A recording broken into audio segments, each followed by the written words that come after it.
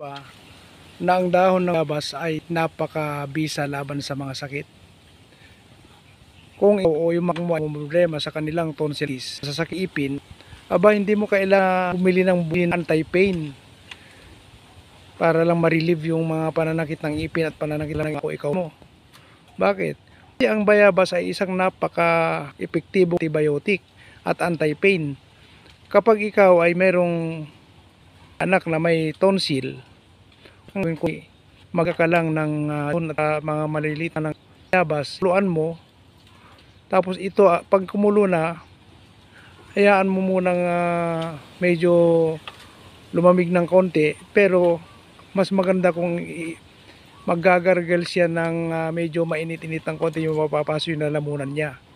Maggagargle siya, tapos hayaan niyang mababad sa kanyang lalamunan yung sa bibig niya yung bayabas, yung pinakulang bayabas, tapos sa kanya ibubuga. Gawin niya ito ng 3 hanggang 5 beses na paggagargle, at gawin ito sa loob ng isang araw 3 beses.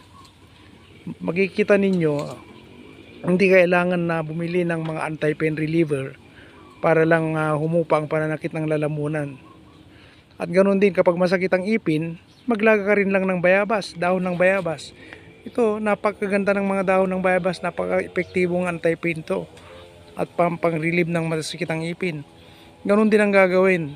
Imumumog lang yung mainit na pinaglagaan ng dahon ng bayabas at sanga, isama mo na itong mga sanga na ito, itong mga ganito. Isama mo na, tapos ikat mo ng maliliit. Tapos yun ang igagargal at imumumog mo. Kailangan medyo mainit-init ng konti, yung medyo mapapasok, pero hindi naman yung mainit na mainit. Halimbawa, bagong pakulo, hayaan mo munang humupa yung init niya. At kapag hindi ka na medyo kaya mo ng, sa inaakala mong kaya mo ng magmumog ng medyo mainit-init ng konti na pinaglagaan ng bayabas, imumog mo siya. Hayaan mong mag-stay sa bibig mo sa loob ng 3 hanggang 5 segundo. Tapos mumug uli, buga, tapos mumug uli, buga. Gawin din ito sa loob ng isang araw 3 beses maghapon. Ganun lang. Kasimple, napakaganda ng bayabas. At kung ikaw ay may sugat naman, ganun din. Hindi mo na kailangan bumili ng mga antibiotic. Pag may sugat ka, wala kang gagawin kundi magpakulo din ng mga ganitong dahon ng bayabas at sanga. Itong mga sanga na ito, isama mo na yan, gupitin mo ng medyo mga 1